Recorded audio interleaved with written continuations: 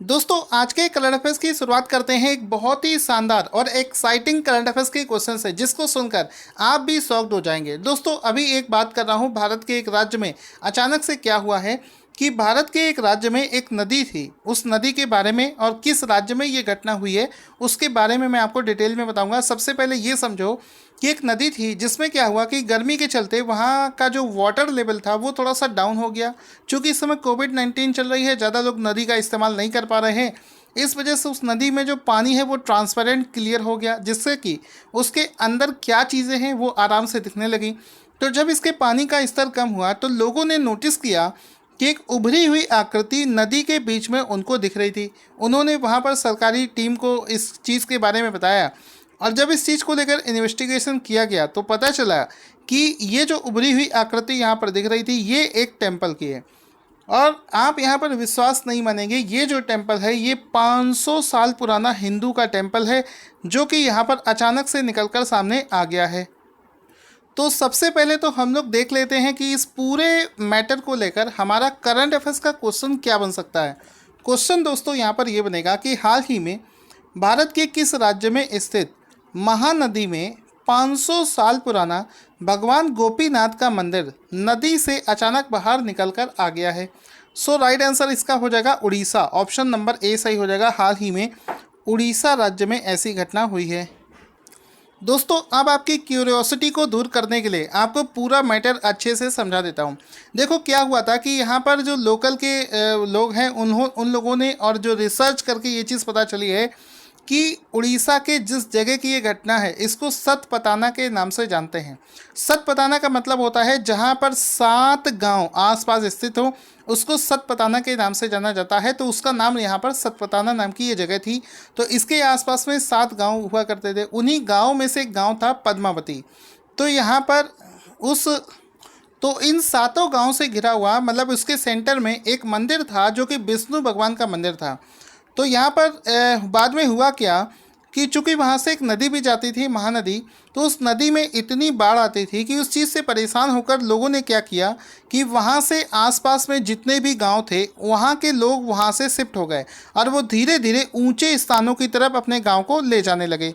तो वहाँ से सारे लोग तो शिफ्ट हो गए लेकिन जो वो टेम्पल था उसको वहाँ से शिफ्ट नहीं किया जा सका और वो बीच में वहीं पर रह गया। और कालांतर में समय के साथ साथ में जब चीज़ें बदलती गई, कई बार बाढ़ आती गई, तो वो मंदिर था वो पूरा का पूरा ज़मीन के नीचे चला गया।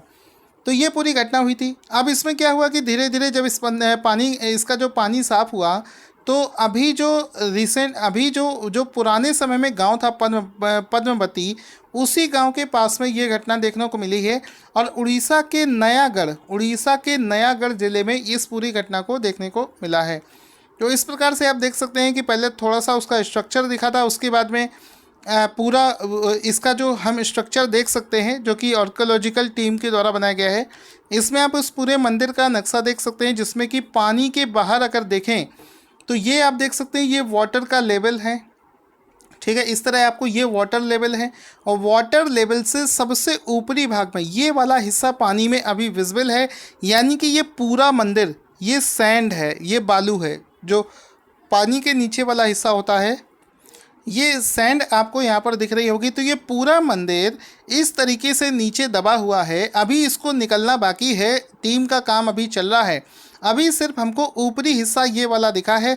जैसा कि आप यहाँ पर देख सकते होंगे, आप इस फोटो में अगर देखेंगे तो ये देखो राउंड राउंड सा मंदिर का जो स्ट्रक्चर है ये यहाँ पर आपको दिख रहा है। बाकी पूरा मंदिर अभी निकाले जाना बाकी है। तो ये आपको अच्छा लगा होगा सुनकर इस करंट अफेयर्स के बारे में। साथ ही साथ में दोस्तों आप सभी को बताना चाहूँगा कि पिछले 3 महीने के करंट अफेयर्स पर एक डिस्काउंट लगा दिया है। यानी कि मार्च, अप्रैल और मई महीने का करंट अफेयर्स अगर आपने तैयार नहीं किया है और उसे आप टॉपिक वाइज कवर करना चाहते हैं हर एक क्वेश्चन को, तो ये जो वीडियो के डिस्क्रिप्शन में इसका करंट अफेयर्स के नोट्स का आपको लिंक मिल जाएगा जहां पर जाकर आप इसे परचेज़ कर सकते हैं। अभी इस पर एक डिस्काउंट चल रहा है तो जल्दी से जाकर पिछले 3 महीने का करंट अफेयर्स लेकर आप उसकी तैयारी को शुरू कर सकते हैं। दोस्तों जैसा कि आप सभी को पता होगा भारत का जो पड़ोसी मुल्कों में सबसे ज़्यादा जो झगड़ा होता है वो होता है पाकिस्तान से, और इस समय हमारा चीन के साथ में झगड़ा चल रहा है। तो ऐसे केस में ये एनालिसिस बहुत ज़रूरी है कि कौन से देश के पास में कितने परमाणु हथियार हैं। तो अभी रिसेंट में सीपरी ने अपनी एक रिपोर्ट जारी करी है और उस रिपोर्ट का सबसे इम्पॉर्टेंट हिस्सा ये है कि भारत के पड़ोसी देश यानी कि पाकिस्तान चाहे वो चाइना हो, इन दोनों के पास में भारत से ज़्यादा परमाणु हथियार स्थित हैं। पाकिस्तान में भी भारत से ज़्यादा परमाणु हथियार हैं। तो इसी को लेकर ये जो रिपोर्ट है इसमें क्या क्वेश्चन बन सकता है वो समझते हैं। क्वेश्चन यहाँ पर दोस्तों बन रहा है कि हाल ही में सीपरी ये डिफेंस रिसर्च के सेक्टर में एनालिसिस करती है। तो हाल ही में सीपरी की ईयर बुक 2020 को जारी कर दिया गया है, जिसके अनुसार दुनिया में सबसे ज़्यादा परमाणु हथियार किस देश के पास हैं। तो सबसे ज़्यादा परमाणु हथियार इस समय रसिया के पास में है। ऑप्शन नंबर बी यहाँ पर सही हो जाएगा। रसिया यहाँ पर पहले स्थान पर है, दूसरे स्थान पर है अमेरिका। अब इसके बारे में और चीज़ें हमें क्या पता होना चाहिए, इसमें हम लोग ये जानेंगे कि इस रिपोर्ट ने इस चीज़ का भी एनालिसिस किया है कि भारत के पड़ोसी देशों की बात करी जाए तो इंडिया से ज़्यादा चाइना के पास में और पाकिस्तान के पास में न्यूक्लियर वेपन्स है। सबसे ज़्यादा न्यूक्लियर वेपन्स रसिया के पास में है, उसके पास में कुल 6375 न्यूक्लियर वेपन्स हैं। साथ ही साथ में चाइना के पास में इस समय 320 न्यूक्लियर वेपन्स हैं और पाकिस्तान की बात करी जाए तो उसके पास में लगभग 160 परमाणु हथियार उपस्थित हैं। साथ ही साथ में भारत के पास में इस समय 150 परमाणु हथियार स्थित हैं। इस रिपोर्ट के अनुसार पूरी दुनिया में इस समय 13,400 न्यूक्लियर वेपन्स हैं और साथ ही साथ में अमेरिका जो कि इस समय न्यूक्लियर वेपन्स के क्षेत्र में रसिया के बाद में जिसका नाम आता है उसमें 5800 यानी कि पूरे 5800 न्यूक्लियर वेपन्स जो हैं ये अमेरिका के पास में हैं।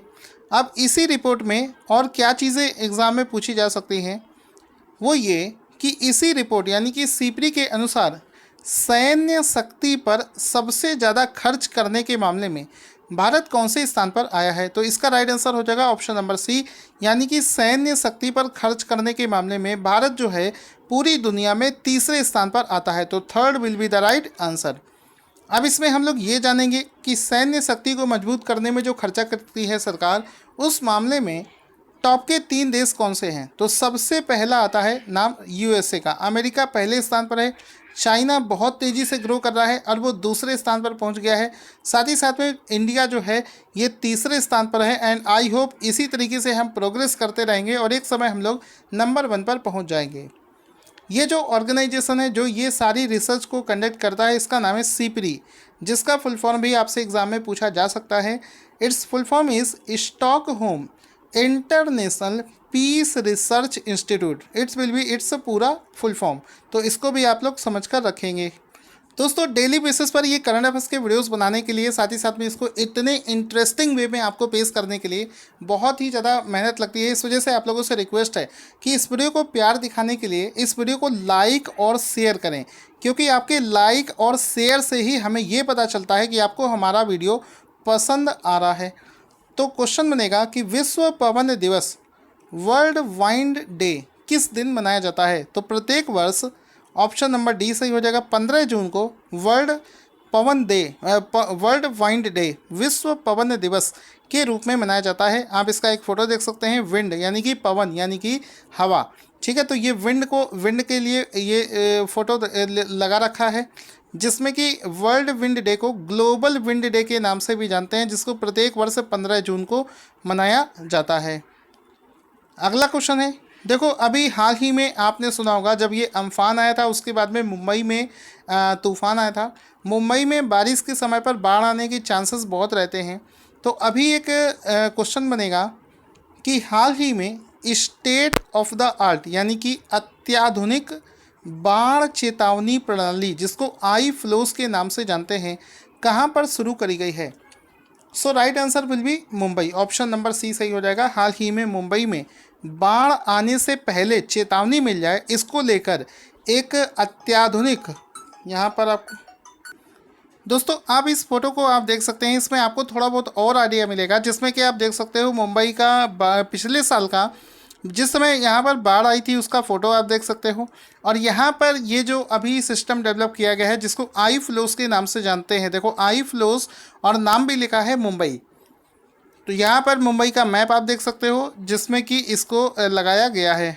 तो अगर आपसे एक क्वेश्चन ये पूछ ले कि बताओ इस आई फ्लोस में कितने मॉड्यूल हैं, कितने मॉड्यूल में ये काम करेगा, तो इसके 7 मॉड्यूल्स होते हैं जिसमें ये काम करेगा।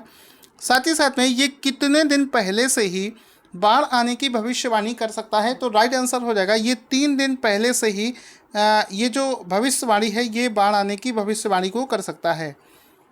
महाराष्ट्र के इस समय मुख्यमंत्री हैं उद्धव ठाकरे और राज्यपाल का नाम है भगत सिंह कोश्यारी। आगे चलते हैं अगले करंट अफेयर्स के क्वेश्चन की तरफ। क्वेश्चन दोस्तों बनता है कि हाल ही में यूटीआई म्यूचुअल फंड के सीईओ कौन बनाए गए हैं। सो राइट आंसर हो जाएगा Imtiazur Rahman. Option number A सही हो जाएगा। हाल ही में यूटीआई ये जो यूटीआई म्यूचुअल फंड है इसके जो नए सीईओ हैं वो इम्तियाजुर रहमान को बनाया गया है। Option A will be the right answer.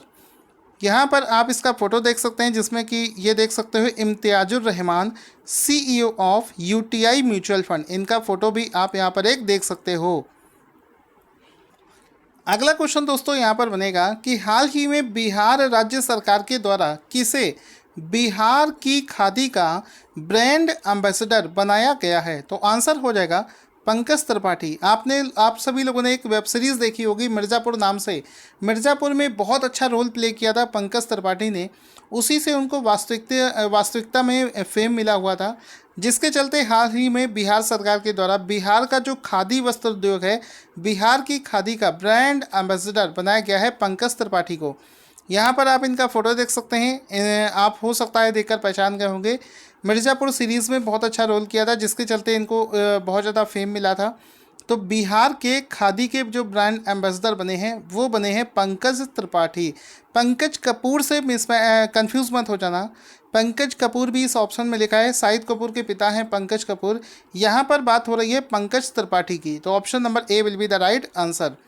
Bihar के राज्यपाल का नाम फागू चौहान और मुख्यमंत्री का नाम है नीतीश कुमार। आई होप आपको पता होगा। आगे चलते हैं कि हाल ही में चर्चा में चल रहे भारत के अटॉर्नी जनरल कौन हैं। सो राइट आंसर विल बी के Venugopal. Option number A will be the right answer कि इस समय भारत के जो अटॉर्नी जनरल हैं वो हैं के वेणुगोपाल। तो ऑप्शन ए यहाँ पर सही हो जाएगा। इसके रिगार्डिंग आपको एक फ़ोटो भी दिखा देते हैं। ये आप के वेणुगोपाल का फ़ोटो देख सकते हैं जो कि इस समय भारत के अटॉर्नी जनरल ऑफ इंडिया हैं। इस समय चर्चा में क्यों चल रहे हैं? चर्चा में इस वजह से चल रहे हैं क्योंकि हाल ही में यानी कि 30 जून को इनका कार्यकाल समाप्त होने वाला था, लेकिन अभी सरकार ने इनके कार्यकाल को इस इमरजेंसी सिचुएशन में 1 साल के लिए विस्तारित कर दिया है। तो 1 साल के लिए इनके कार्यकाल में बढ़ोतरी करी गई है। तो ये यानी कि अगले 1 साल तक और ये भारत के अटॉर्नी जनरल ऑफ इंडिया बने रहेंगे। के वेणुगोपाल इसका राइट आंसर हो गया था। दोस्तों हाल ही में फीफा के द्वारा पूरे फुटबॉल की टीमों का रैंकिंग जारी किया गया है, जिसके अनुसार 11 जून 2020 को फीफा किस देश को शीर्ष स्थान मिला है, तो बेल्जियम इसका राइट आंसर हो जाएगा। तो ऑप्शन नंबर ए सही हो जाएगा। एक चीज़ याद रखना, यहाँ पर डेट सबसे ज़्यादा इंपॉर्टेंट है क्योंकि ये रैंकिंग जो है ये समय समय पर चेंज हो जाती है, इस वजह से डेट को याद रखना। 11 जून 2020 को जो रैंकिंग आई है उसमें बेल्जियम पहले स्थान पर है। इसमें भारत कौन से स्थान पर है? चूँकि कोविड की वजह से इस समय कोई मैच नहीं चल रहा है, इस वजह से भारत का जो रैंक पहले था यानी कि 108 स्थान पर ये बराबर बनी हुई है। तो 108 भारत की रैंक हो जाएगी। आगे चलते हैं। हाल ही में चर्चा में चल रहे मिलेनियम चैलेंज कोऑपरेशन का संबंध किस चीज़ से है, तो आंसर हो जाएगा नेपाल अमेरिका मदद समझौता। यहाँ पर बहुत बड़ा ये क्वेश्चन है। यहाँ पर आपको बता दूँ कि यहाँ पर इस तरीके से है, एक तरफ है चाइना, दूसरी तरफ है नेपाल, इस तरफ ले लेते हैं अमेरिका को। चाइना का बहुत ज़्यादा इन्फ्लुएंस हो गया है नेपाल पर, बहुत ज़्यादा पैसा और हर तरीके से वो नेपाल को कंट्रोल करता है। तो अभी क्या हुआ कि अमेरिका ने एक समझौता किया था नेपाल के साथ में 2017 में, जिसको मिलेनियम चैलेंज कोऑपरेशन के नाम से जानते हैं, जिसके तहत अमेरिका जो क्या करेगा, नेपाल के अंदर बहुत सारी परियोजनाओं को फंडिंग देगा। तो अभी सुनने में ऐसा आ रहा है कि चाइना ने नेपाल को बोला है कि आप अमेरिका की तरफ से मिलने वाली जो फंडिंग है उसको आप मना कर दो, क्योंकि चाइना ये चीज़ समझता है कि अगर अमेरिका ने चाइना से ज़्यादा फंडिंग नेपाल को दे दी तो नेपाल चाइना की भाषा बोलने लगेगा। तो चाइना धीरे धीरे बाइकाट करना चाहता है बाकी सभी देशों को नेपाल से।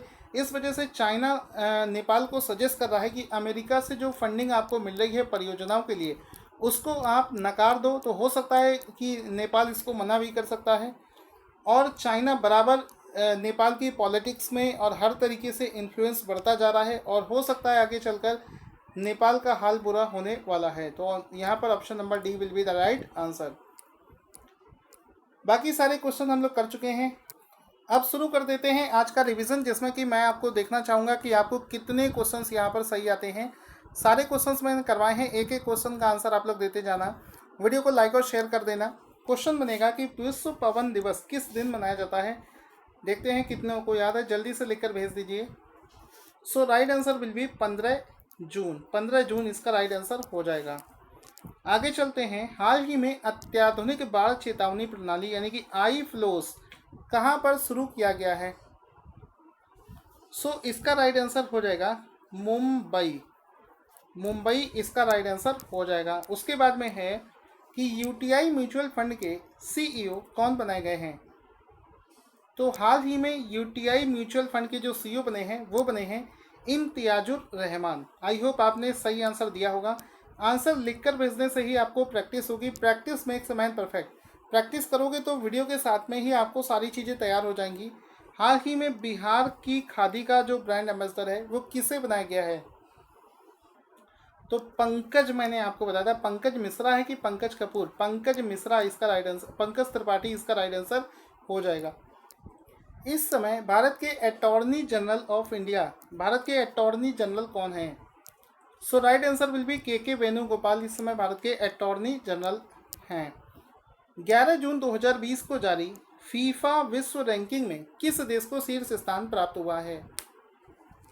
सो गाइस यहाँ पर राइट आंसर क्या हो जाएगा। इसका राइट आंसर हो जाएगा कि बेल्जियम इसका राइट आंसर हो जाएगा। अगला है मिलेनियम चैलेंज कोऑपरेशन का संबंध किस चीज़ से है। तो अमेरिका ने नेपाल की जो मदद करी थी उसी का संबंध है नेपाल अमेरिका समझौता मिलेनियम चैलेंज कोऑपरेशन से। अगला क्वेश्चन है सीपरी की एक रिपोर्ट के अनुसार दुनिया की सबसे ज़्यादा परमाणु हथियार किस देश के पास हैं। आई होप आपने आंसर टाइप करके भेज दिया होगा। तो सबसे ज़्यादा परमाणु हथियार मैंने आपको बताया था रसिया के पास में है। उसके बाद में मैंने आपको बताया था कि इंडिया और पाकिस्तान के पास में भारत से ज़्यादा परमाणु हथियार हैं। सीपरी के अनुसार सैन्य शक्ति पर जो खर्चा होता है उस मामले में भारत कौन से स्थान पर आता है। सो राइट आंसर क्या हो जाएगा। राइट आंसर हो जाएगा कि भारत इसमें तीसरे स्थान पर आता है, तीसरे पायदान पर आता है। तो third will be the right answer. हाल ही में किस राज्य में स्थित महानदी के 500 साल पुराने भगवान गोपीनाथ जी का मंदिर जो है वो अचानक से निकल कर आ गया है। So right answer will be Orissa. Orissa will be the right answer. दोस्तों अगर आपको इस वीडियो का कंटेंट अच्छा लगा हो तो हमें लिखकर बताइए और इस वीडियो को लाइक और शेयर करने से हमें पता चलेगा कि आपको वीडियो पसंद आ रहा है।